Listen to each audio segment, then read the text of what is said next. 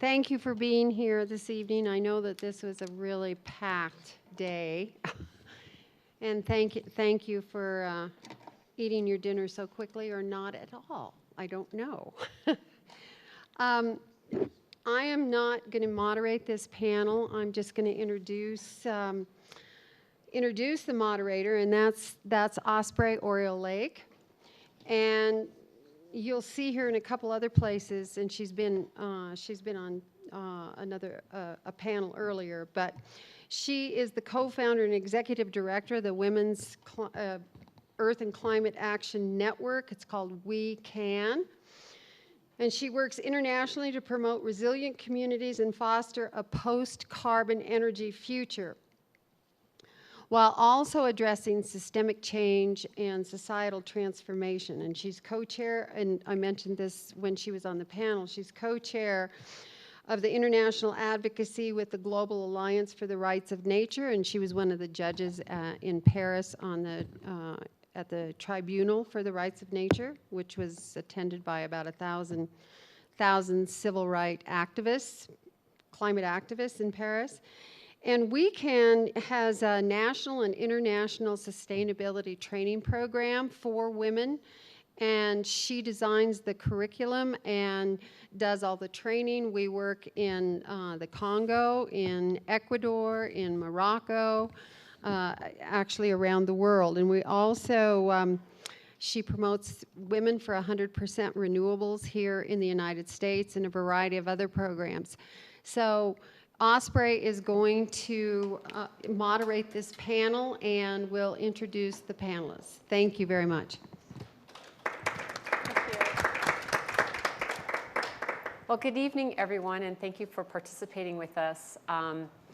I did not know I was going to be moderating, so what I would like to do with all of these wonderful women, with your permission, is thank you, Sally, for that really generous introduction. Could we just go down the line and say your name and your organization and your main focus of your work, and just maybe take a few minutes and then I'll ask some questions. How's that sound? Sure. Thank you.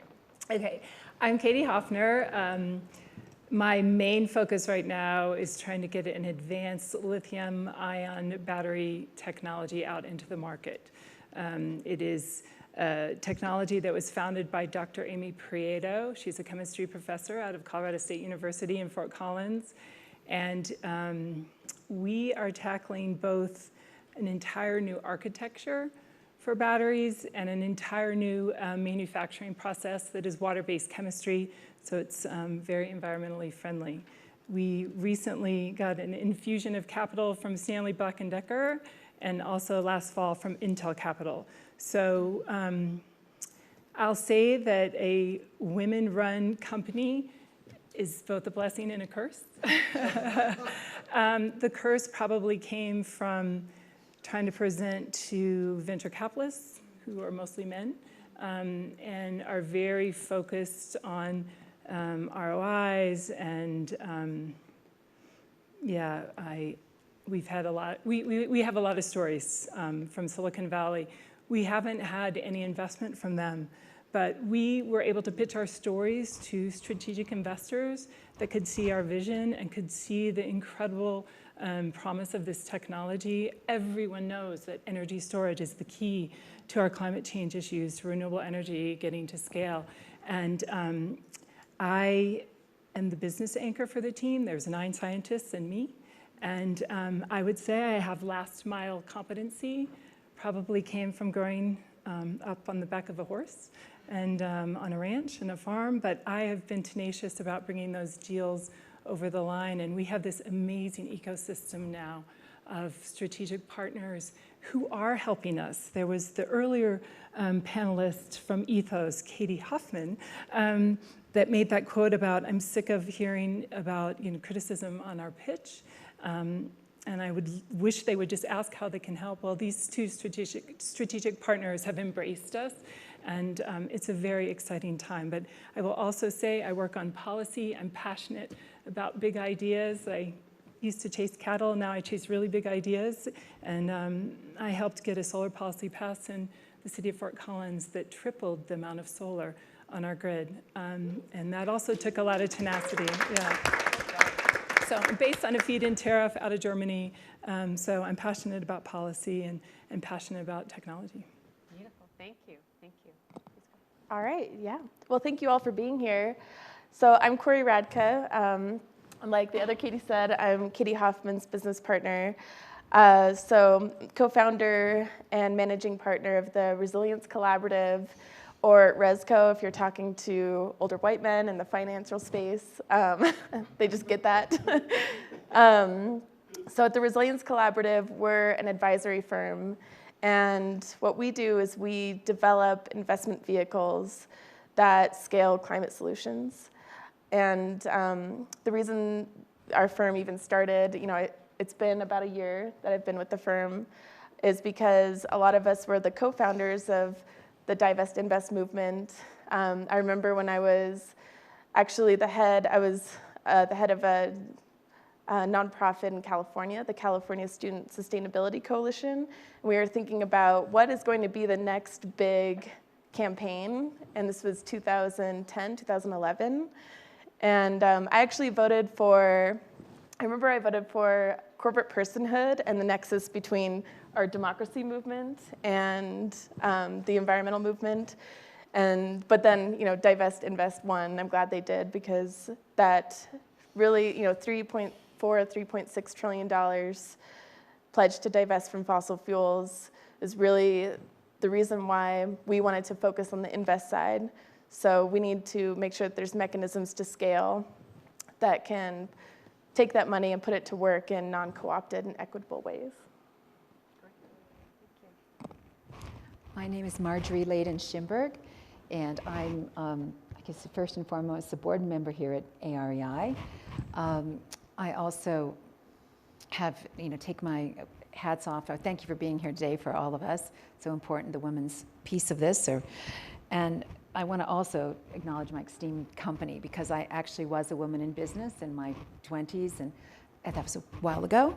And I went on to be more and more involved in nonprofits, going into schools where we worked on character building. We took young high school students to meet Jane Goodall at the UN and speak on the floor there, young ladies who just rocked it. And then most recently, I'm more interested and have been involved with the Schimberg Foundation, and we have a course at the University of California at Santa Barbara on ethics and leadership and enterprise. And so obviously the panel definitely exemplary of what that is. But my interest in being here and being part of AREI is that obviously, to me, I can make some choices of where I'd like to most be in the environment. Of course, is so important. So I feel this urgency to not only educate myself, to bring that into these classes on the ethics and leadership, and also to even move them out. We're trying to move them out on a broader basis. So I think I'm here learning a lot, but we also have a lot to tell you about I do, about how the students react and love studying ethics and getting a new mindset on all levels, all sides of the coin. So I've watched a lot of amazing things happen in college, where students have been put on case studies that they wouldn't necessarily take that side on. They go out and they defend it, they come back later and they've looked at everybody's perspective, and it seems like we're getting some agreement and civil dialogue. It's just wonderful. One of the highlights of the course, and one of my attractions to AREI, and by the way, I have been involved with Osprey a bit on weekend, which is a beautiful, beautiful endeavor. But one of the most compelling things to me, and you probably heard, how many were here the first morning and heard Sally talk about being a little girl and sitting in church? Did that touch? That just hit the nerve with so many people. And I think that ethics, one thing very interesting about this class to me is that it's been put in the Department of Religion. And that is, so the students study Gurdjieff, Aristotle, Plato, Buddhist ethics. Then they work on how they would like to think, and then they go after their case studies. So this is really interesting, and I was thinking when Sally had talked about that the first day, that really one of the greatest things to study right up there with all of those, if not beyond, is nature. Nature is just a beautiful thing. So we're working to bring people from different sides together on different subjects, and certainly that is an issue with the environment. And then we do focus on enterprise. So back to my colleagues that can demonstrate that. Thank you. Thank you all so much. Wonderful, incredible work you're all doing.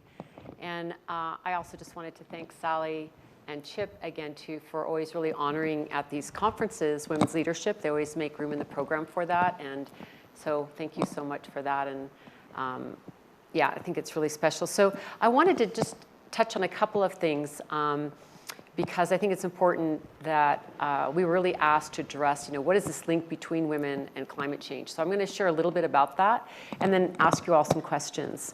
And is someone keeping time? You are? Okay, good. Just wanted to make sure because this is a great topic and we could go on for a while. And so I wanted just to, yeah. So in essence, one of the things that the Women's Earth and Climate Action Network has done, because this is, when we were looking to see what is it that we want to do in this climate space, it was after the failure of Copenhagen when I was really confronted with the fact that obviously governments are not going to get this job done. They're going to be a part of it, but it's not enough.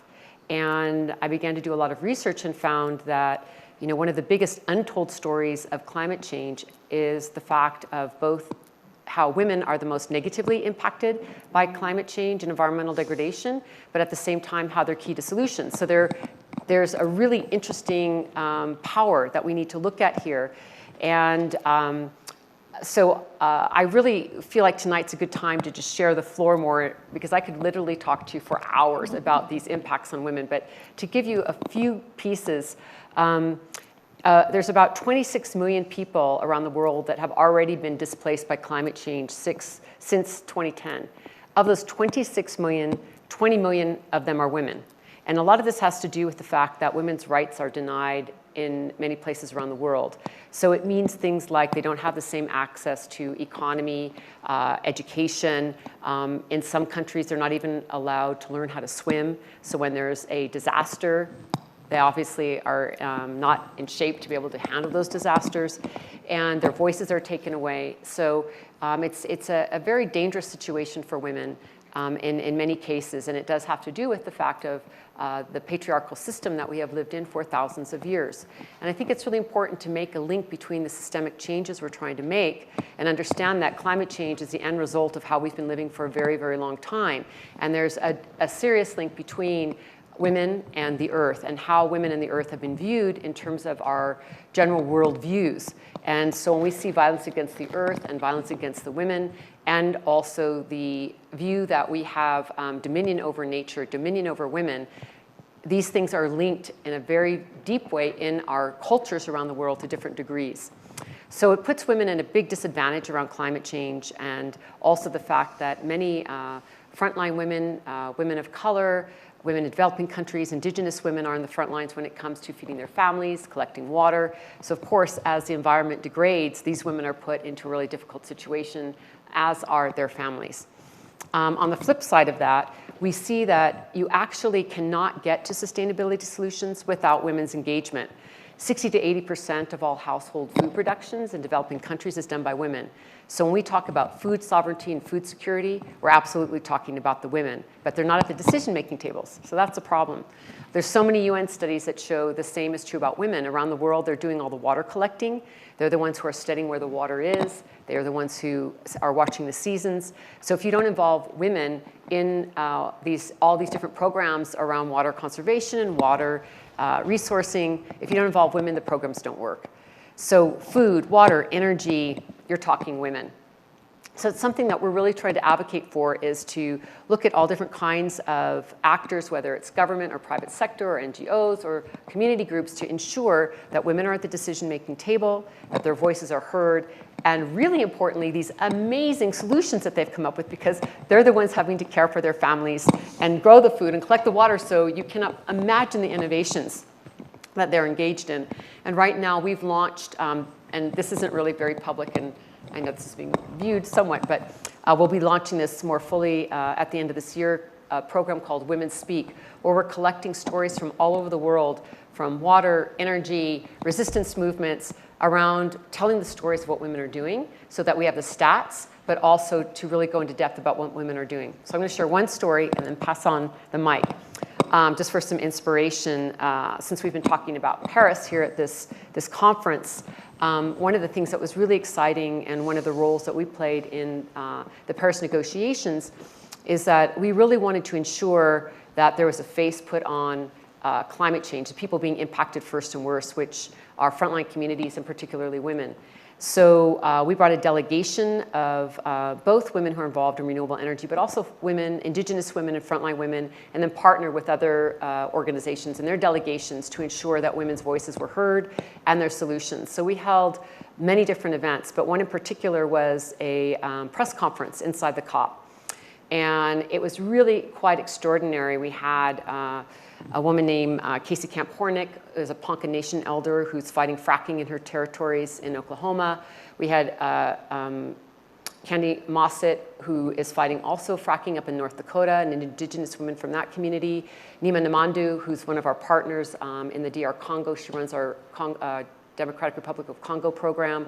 And we had Patricia Goilinga from the Sariaco community in Ecuador, where we're working to support women fighting oil extraction in their territories to save the Amazon rainforest, which is one of the most biodiverse places on the planet, as we've been hearing in this conference, how important it is to also really protect biodiversity as well as fighting climate change, and they're really deeply interlinked.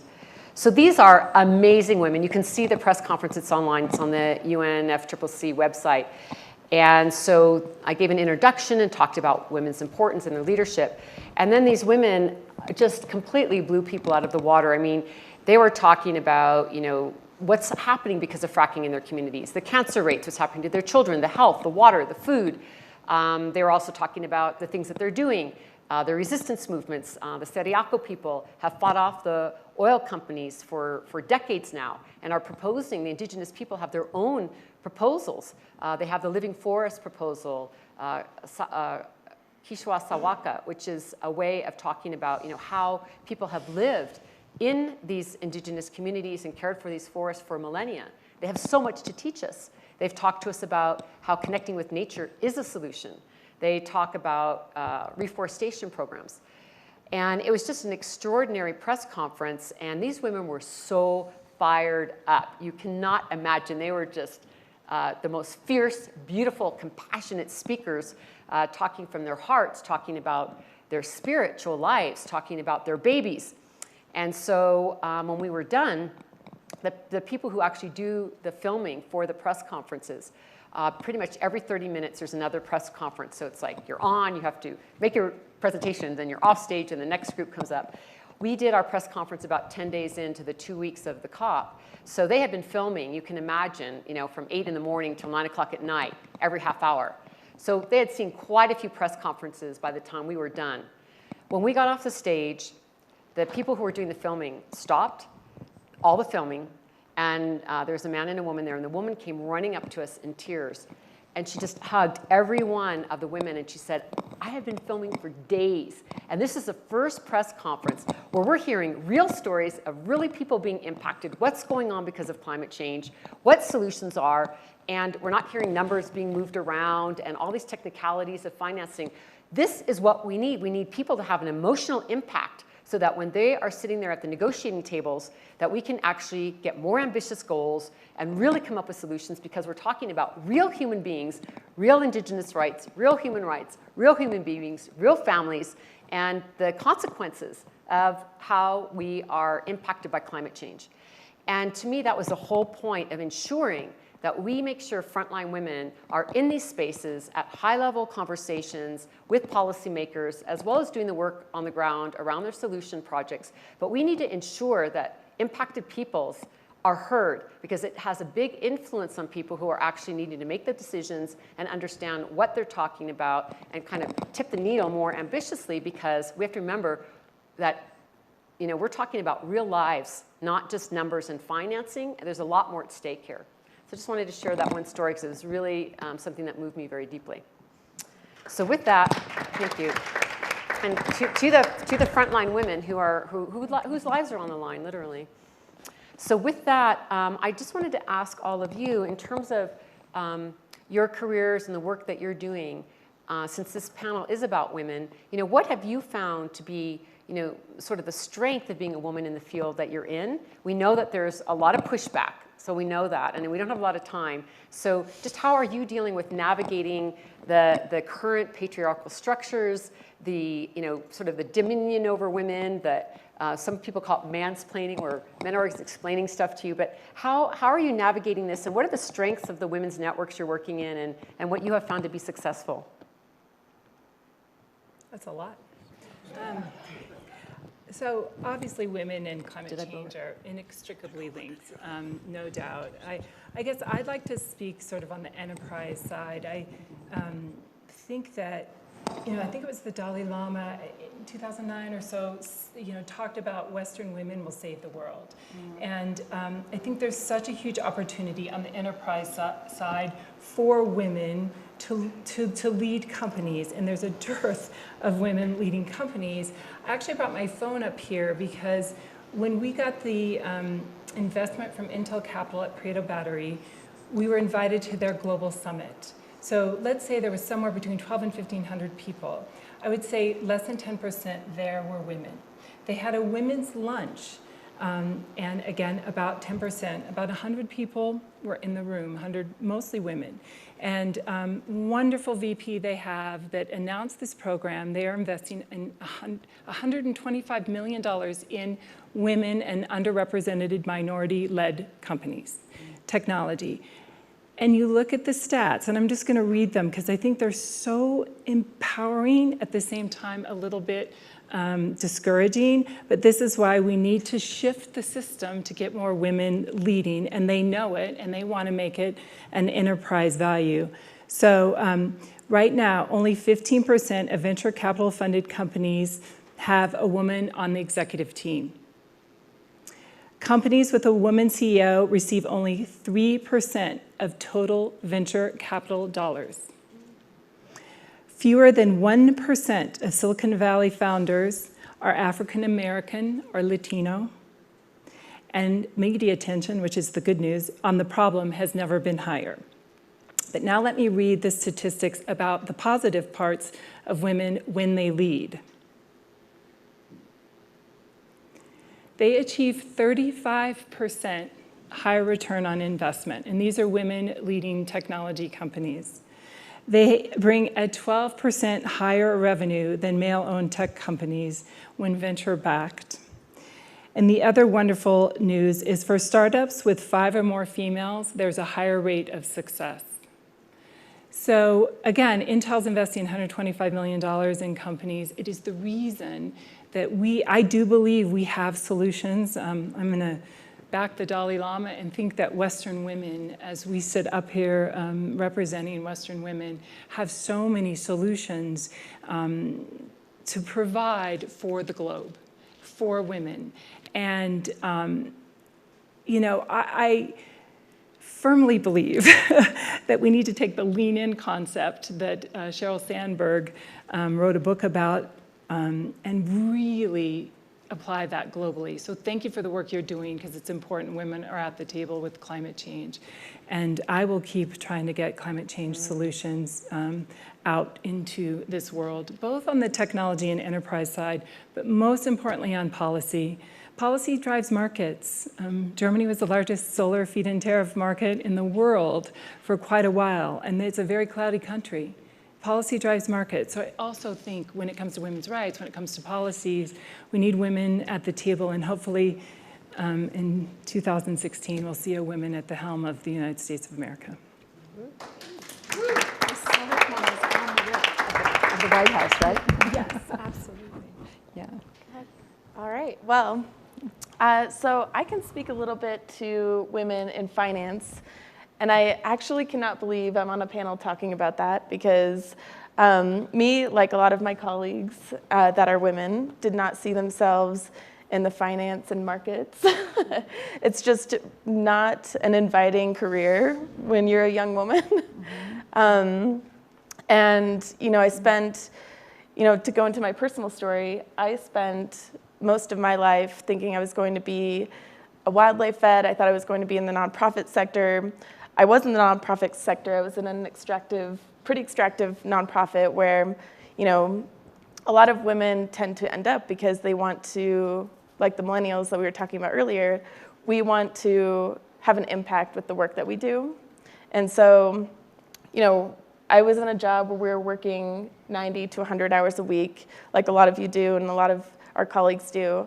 But what I found was that women are actually, they just want to find the root of the problem.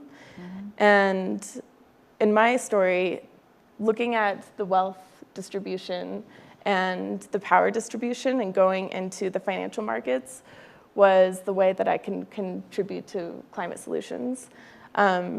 So it's been really interesting to go from, you know, wildlife and being a naturalist to advising funds and investment vehicles and developing them. But if I can say anything, is that women that I know are very resilient, and they're just going beyond what they need to. They're doing what they have to, even if it's going into careers where it's mostly older white males, and every single day is a struggle. And, you know, sometimes you get asked to take notes in a meeting, and sometimes it takes 10 minutes for a colleague to understand your position and what you actually have to offer. And so I guess I can just say that I'm really excited to see what, you know, my generation and the generation that's following me to actually create what they want to see. So the women now are not seeing the jobs that they want, you know, just like the nonprofit that I was talking about. They're not seeing the careers with the life balance or the company culture that they can actually thrive in. And they're not seeing impact, and they're not seeing secure monetary, actually accumulating wealth and then like just, you know, creating a community with them. So the women that I know are actually creating those entities. And it's not easy, and it's not what we're taught.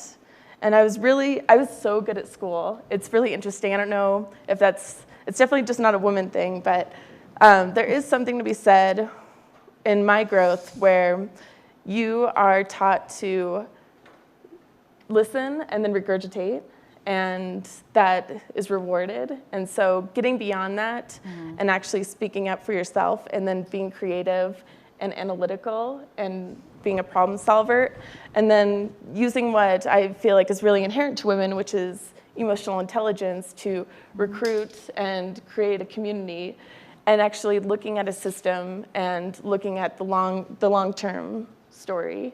So using all of that to create what we want to see.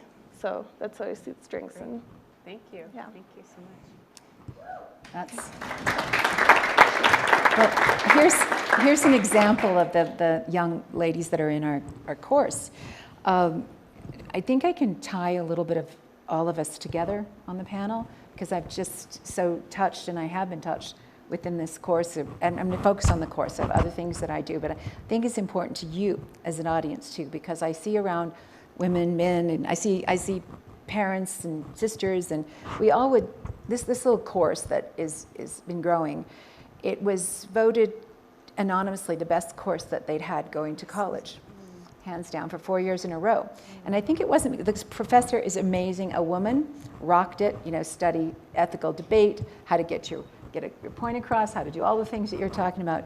70% of the course has always been women. They're signing up for leadership. They want to get in there. They want to know how they can get those tools. And it also is at an undergrad level, which when we studied putting up the course, we saw that at that time, it was 10, 12 years ago, it was everybody in the colleges at that time, now it's radically changed. It's a wonderful news, is that it originally was taught how not to get caught in grad school, how you can get around ethics, basically. We were mortified. Then we said, well, let's do it undergrad, because if we can help the students at a senior level figure out how they would think, and it's a very, it's a course from, most of the students are vetted in, they're the brightest, and they're getting in, but they're women. And so if you're looking in your community for things like this. I would encourage all your females to get into this, because this is like a real hand of power. And I saw we'd bring in major corporation presidents, basketball team, the old Lakers coach. These guys got they got their little tar taken off, particularly by women, with holding them accountable, knowing how to hold them accountable. And then these women, fast forward, some of the issues that came up that I remember for the women was one time there was a ethical dilemma on the environment, and it was, so you're the president of an oil company, and you're going to drill in a very pristine area. And, you know, what are you going to do? Because you're going to wreak havoc on the environment. But the town, the people, they don't have jobs. People are starving in your town. What are you going to do? So up comes a hand. It was the valedictorian of the college at the time. She's from Egypt, a woman I knew very well because I attend the course sometimes. She's a real fireball. And she said to the person, she named this big CEO, a major company, in person by name, which is kind of the whole idea, is they get in there and feel free to say what they want to think and say it's very, very small. So she said, I don't have any problem with that. I would never, my ethical stance, I would never work for an oil company. Well, I wouldn't either, frankly. I don't know about all of this, but the retort back from this president was, oh, so you're going to let the bad guys run the world, huh? So I kind of did all these double takes, and she, hand up again, she says, well, you expect me to work for a company I'm ethically not aligned with. And he said, I don't expect anything, but this is your world. We got to think this thing through, guys. And afterwards, a lady came out and said to this speaker, said, you know, I've been ashamed of going into business. Now I'm not, but I've got to think, how am I going to do it? How am I going to lead? So anyway, I think that education, to me, I'm passionate, on fire with it. I just think that women are, I'm not that men aren't where it's at, but women are really where it's at. I would love to think that women could know about all these opportunities on an undergrad level, on a young child level. The lady who gave us the story with how the positive stories were the kids, when they could change something, these women go out of there ready. And in fact, it was very funny. One came up to me and said, my parents said, thank God you've had that class. Now I feel like I finally paid for a college education. So anyway, we all know that feeling. So I think there's some real, what I want to say is there's some positive things. I'm committed to move that. Funnily enough, the corporation that's most involved with moving it is Coca-Cola. So who would ever, and they've had their tar taken off of them when they come to the class, they just get leveled. So I think there's a time when we are trying to come together, and women need the power to speak. And they are getting it, and they're amazing. And I can see that there needs to be heroes. These ladies here are examples of them, and especially Osprey too. You know, these women want to know the stories. They want to get up and they want to lead, and they want to take charge. And I think it's very exciting. A lot of the colleges are having that now. I encourage every daughter or cousin or anyone you have, get into those ethics classes, because they'll handle it then. It's just really good. So thank you.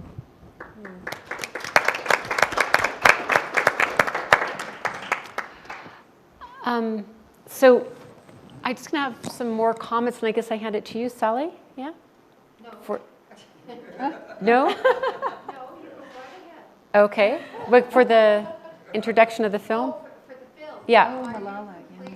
No. No. Okay. So this was all very spontaneous. So we're working this out right in front of your faces, like women do. I was going to say, absolutely. So. So thank you all. Really, really great to hear, you know, how you're navigating in the work that you're doing. I did want to mention also something here in North America. 80% of all consumer purchases are decided by women. Yeah. So a lot of you who are engaged in the renewable energy sector, I think this is something really strongly to look at. One of the things that we've done at the Women's Earth and Climate Action Network is we do these online trainings, and one of them is around Women for 100% Renewable Energy. And the title of the course is From Installation to Advocacy. Because we found that, you know, okay, so women want to put a solar panel on their roof. They actually are very intimidated. You know, they're not the choir here. They don't know, like, where do you go? How do you do this? What are the companies you outreach to? How do you deal with your utility company? Those are a lot of barriers to go through to simply move to renewable energy. So we started doing these trainings just as a basic education, and a lot of that is on our website at wecaninternational.org, so I don't want to go into a lot of detail, but we do a lot of reporting back, and there's a whole series of things you can look at there. But how to get a lot of these renewable energy companies to understand this is a big part of their audience that they're not addressing, and it's really important. The other thing is, in the US, women vote more than men do. So that's another constituency to look at when we're talking about elections, is looking at women. Women give more of their philanthropic dollars to environmental organizations than men do in the US. So this is what I say, this story about women is really untold when it comes to climate change and climate solutions, and something that I think everyone, men and women, need to really look at. And what we'd like to say, it's not about putting men down, it's about lifting women up and understanding that there is an intrinsic imbalance in our society around leadership. It is not the reason that we're in this climate crisis, but it is a big component, and we can't leave it out when we're talking about systemic change. And the other day when we were talking about sort of the intersectionality of these different movements, we need to understand that there's a relationship between the disempowerment of women and the crisis that we're in. And nature, I think, really is the one who gets it right. And there's women and men on this planet for a reason, and the lack of female and male balanced leadership has not led us in a good direction. And it doesn't mean all women are stellar. It's not about that. It's not about this specific woman or man. It's about feminine and masculine energies balancing themselves, in the fact of how we do everything we're doing. And we need to hear women's voices in the same way that we need to hear the voices of indigenous peoples and the voices of nature. All those voices that have been oppressed are what are creating these imbalances, and we need to change that. So, thank you. So I think the other thing that's really important, and I think maybe this could be a segue to the film. Again, I don't know where we are in time, so I'm just sort of, are we? We've got 20 minutes, 15 minutes. We got 9 minutes, okay. We've got 9 minutes. Okay, so I think, do we want to take Q&A, or do you want to take this time to talk? You have some more comments. Maybe like 1 minute or 30 seconds for each. Okay. I have Q&A. You want to do a Q&A? Okay. What we're going to do is you each have like a comment you want to make, and then we're going to do a Q&A, and then I have a segue statement into the film. Sound good? So this is an example of women's leadership to the T. Exactly. This is how we do it. So please go ahead. I just want to put forth an idea and a tool for everyone. I was able to go to an amazing class called the Presencing Institute. It's at MIT. It came out of the MIT Economics Department. And it's really, it's a model, it's a social technology for change makers. And what's so important about it is it addresses systemic change. And we know that what's going on and what's been going on for 5,000 years has not been working. We're in a social crisis, we're in an environmental crisis, and we're certainly in an economic crisis. And they go through a model that has, I felt like it had captured everything on the way I lived, but they did it in a much more organized way. And I want to encourage all of you to look at the Presencing Institute. It's at MIT. They do a free online MOOC course. It really, really focuses on changing the system. And it's certainly something I'm living in right now and doing both on an enterprise side, but also personally on my activist side. So just want to put that out. Thank you. Wonderful. But Well, we're going to do Q&A in a minute. Let's go ahead and go down. I'll be 30 seconds. Go ahead. Well, we're going to do Q&A in a second. Go ahead. Just to piggyback off of some stats on women. So I was talking to my colleague Connor Platt from Etho Capital, and we were talking about IRAs and how women in the United States actually have a better performance on their retirement funds. And there's a couple of theories for that, but one is that women, they have the long view, and ironically enough, men make more decisions based on their emotion, and and trade more, and they are quick to make an action. So it just really dawned on me that this is just another telling aspect of why we need more women in all aspects of every part of our toolbox, whether it's the financial markets and figuring out our new ecosystem for the new economy. Seems like from the IRA example, women would be great wealth advisors and wealth managers as well, so we need more of those.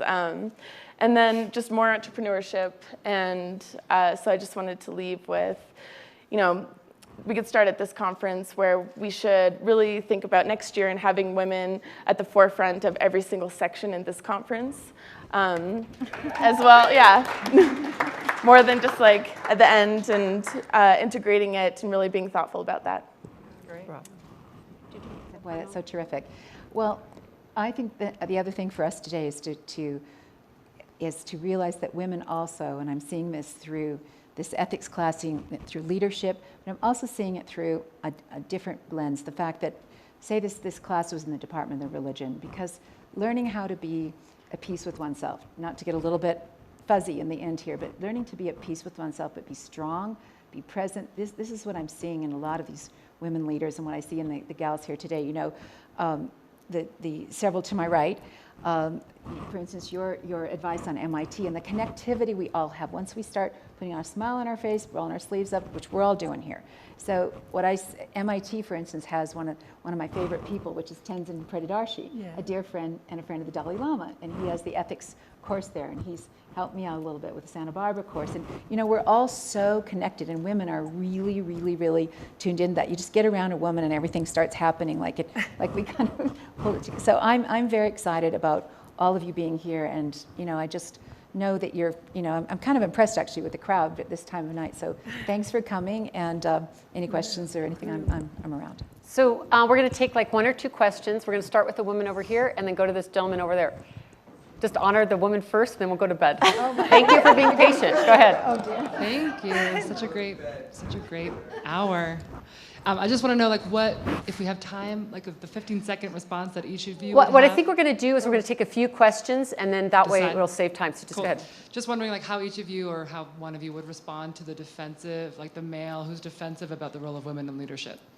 I have one really quick comment.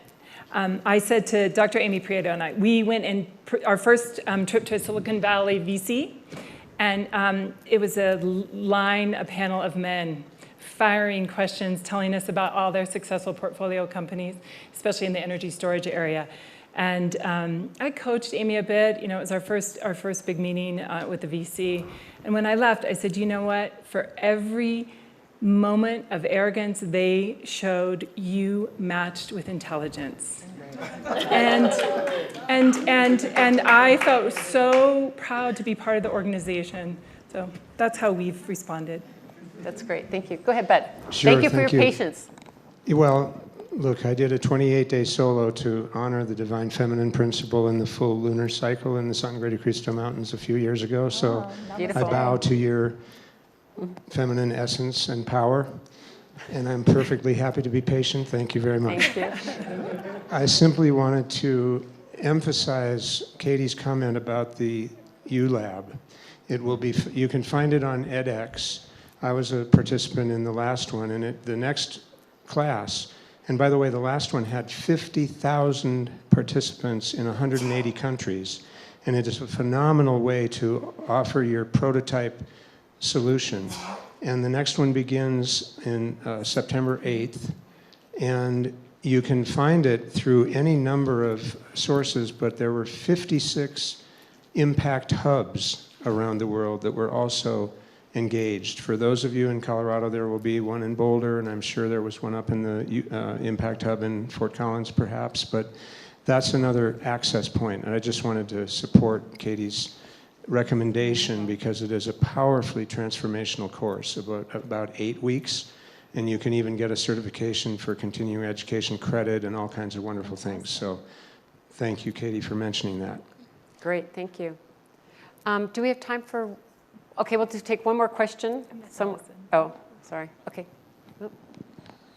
Hi, I just am so happy we're having this conversation, and just wanted to mention that in response to what the Dalai Lama said, some years back I was working on a documentary film called A Circle of Women that took 7 years because the grandmothers came out from all over the world, and they said, it's time for us to speak and step out of the silence. Everything's been taken from us except our spirituality and who we are. And it's time that women learn about who they are and come into this time of balance. It is the time of healing. It's the time of the butterfly for this whole planet. And it's the time to balance. And I'm getting chills as I speak on this. And the reason the eagle is the spiritual symbol of Native people around the world, indigenous people, is because it takes a right and a left, a male and a female wing to fly the highest in sea. But it takes that balance between male and female, which is a beautiful symbol to be able to talk to men and women about, because it kind of creates from your essence a place of understanding. So I am so happy with all your work, but this is kind of, the Dalai Lama was tuned into this too. It's this time. And it was said that if the world wouldn't listen to women's voices standing up for this, then the next would be the children standing up. And so we're seeing that in this room and beyond, this hope. Thank you.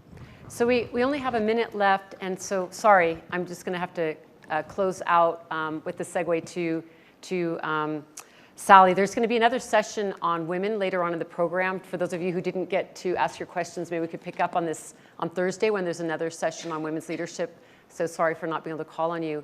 I wanted to first thank all of the women for having this conversation with us and welcoming again this conversation to AREDAY. And you know, it is a really phenomenal time around balance and the imbalances. And so I think it is a really a key time for all of us to really reflect upon our organizations, our relationships, our families, and how to really lift up women's leadership at this time and honor the voice of women as we are really working to care for our earth and our future generations.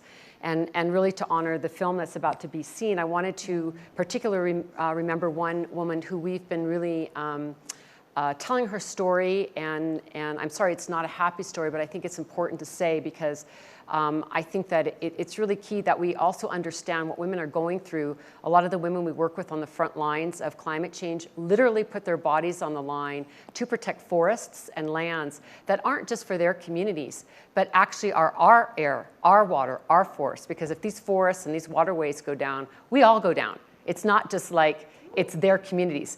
They're putting their bodies on the line for our children and our families. And you know, we're talking about the Amazon. We don't have air and water and our weather patterns here without the Amazon being intact. So they're protecting it for their own territories, but also for all of us. So we were in Ecuador earlier this year supporting a group of indigenous women who are fighting for the Amazon. But the part I want to tell tonight is about a woman named Berta Cáceres. Some of you might have heard of her. She is a woman who lived in Honduras, very, very powerful woman leader fighting to protect her land from megadams, which would displace many, many indigenous peoples and also contribute at that size of a dam to global warming, actually. And so she was assassinated earlier this year in March for the work that she was doing. And there's a lot of investigation into the government and corporations behind what happened in her assassination. And I wanted to mention her because she's one of many, many women and men, but particularly very, very courageous women who are out there every day.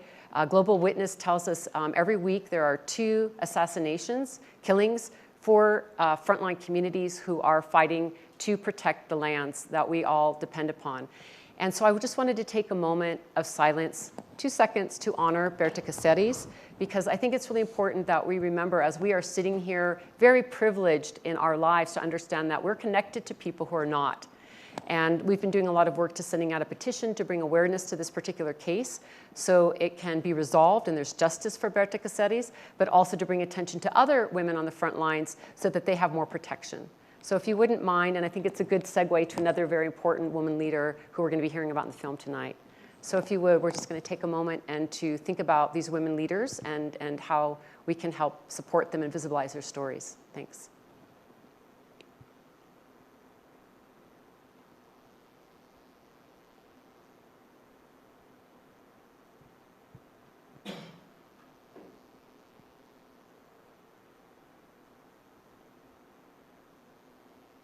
So thank you. Viva Berta Cáceres and all land defenders, and thank you all so much.